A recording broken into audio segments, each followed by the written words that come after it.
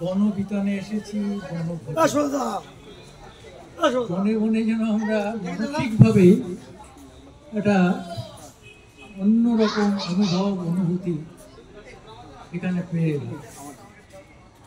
খাওয়া, রান্না বান্না, এভরিথিং সমস্ত কিছুতেই একটা অন্যরকম হৃদয়ের ছোঁয়া আমরা পেয়েছি। পিকনিক শোনার সঙ্গে সঙ্গে একটা মনটা মনে হয় যে সবাই মিলে একটা হইচই করবো, এক জায়গায় বসে রান্না করব, খাবো, হ্যাঁ, আনন্দ করব। এখানে শৃঙ্খলা, এখানে কে আগে খেলো, কে পরে খেলো, কে ভালো রান্না করলো, খারাপ করলো, এই বিষয় নয়।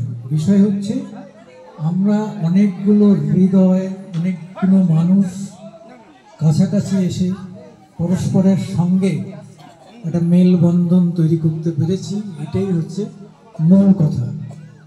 এবং আমি বলতে পারি এটা সত্যিকারই বনবিতানে আমরা 100% সফল। প্রতিটি মানুষের কাছ থেকে যে উষ্ণ অভ্যর্থনা পেয়েছি, পরস্পরের সঙ্গে প্রচুর কথা বলেছি। অনেক অপরিচিত মানুষ আজকে মনে হচ্ছে যাওয়ার সময় মনে হচ্ছে যেন তারা অনেক বেশি পরিচিত। এটাই হচ্ছে আজকে সবথেকে বড় প্রাপ্তি।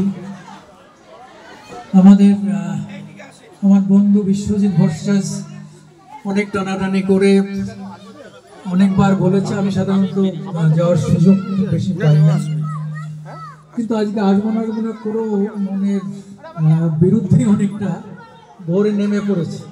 ভোলাদাও বলেছিলেন কালকে ফোন করে, কিন্তু এসে মনে হচ্ছে না আসলে বড় ভুল করতাম, মিস করতাম।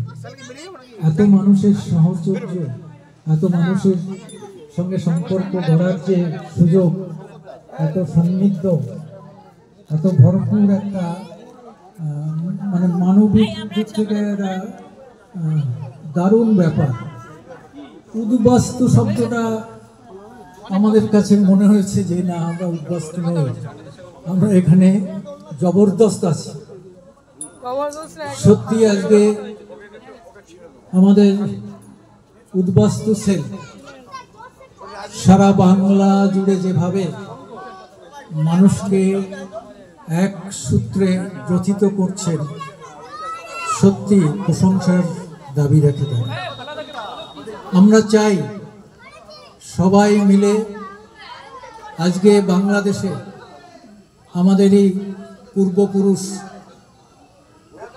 যেভাবে বিতাড়িত হয়ে এখানে এসে আমরা অনেকেই আশ্রয় নিয়েছি, আজকে আমাদের পরবর্তী প্রজন্ম একটা ভয়ঙ্কর ভয়ঙ্কর যন্ত্রণার মধ্যে, আক্রমণের মধ্যে পড়েছে। আমরা খুব বেশি কিছু করতে পারছি না।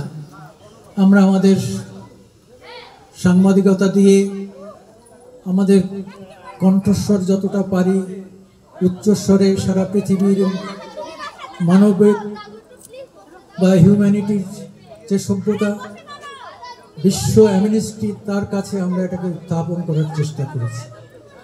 আজকে সেই জায়গায় দাঁড়িয়ে আমরা সত্যি এখানে বসেছি।